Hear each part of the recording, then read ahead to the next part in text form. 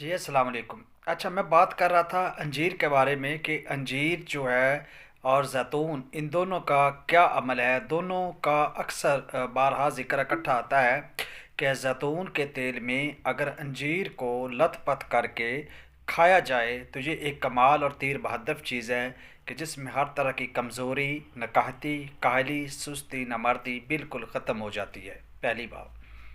अच्छा, ऐसे ही खुश को लथपथ कर लें, बिल्कुल नहीं, ऐसे नहीं करना। कोशिश करें कि अंजीर को रात को पानी में भिगो दें। मैं तो ये कहूँगा कि इसको रात को आप वो ज़ैतून के जो तेल है उसमें भिगो के रखें। सुबह वो ज़ैतून का तेल और ये अंजीर दोनों मिक्स करके, दोनों को शामिल करके ग्राइंड करके इस तरह चम्मच से हिला के फिर इस्तेमाल करें।